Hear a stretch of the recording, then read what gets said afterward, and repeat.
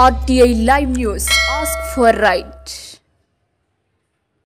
వరంగల్ జిల్లాలో భూభారతి చట్టం 2025 పై రైతులకు అవగాహన కార్యక్రమాన్ని ఈ కార్యక్రమానికి తెలంగాణ రాష్ట్ర మంత్రి వర్యులు పొంగులేటి శ్రీనివాస్ హాజరయ్యారు.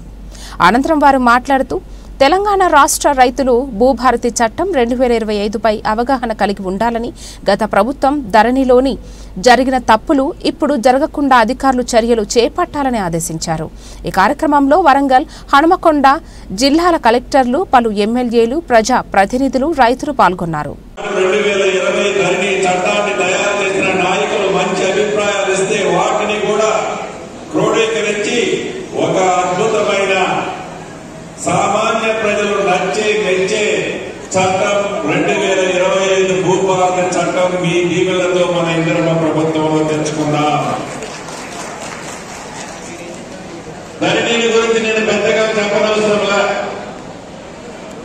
ఈ ధరణితో ప్రజల పడ్డ ఇబ్బంది ప్రత్యక్షంగా ఇందాక కొంతమంది రైతులు చెప్పడమే కాకుండా భూమి ఉంటుంది, ఆ భూమి సర్వే నెంబర్ ఒక దగ్గర ఉంటుంది, ఆ రైతు ఒక దగ్గర సాగులో ఉంటాడు, ఆ భూమి ఉంటుంది, పాసబుక్ ఉండదు కానీ భూమి ఉండదు, భూమి ఉండదు కానీ పాసబుక్ ఉండదు.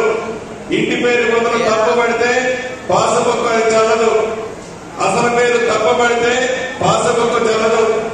అదే రకంగా 10 ఎకరాల భూమి ఉంటే 10 గుంటల భూమిని పడుతుంది, పట్టా భూమి ఉంటే ప్రభుత్వ భూమిని పడుతుంది.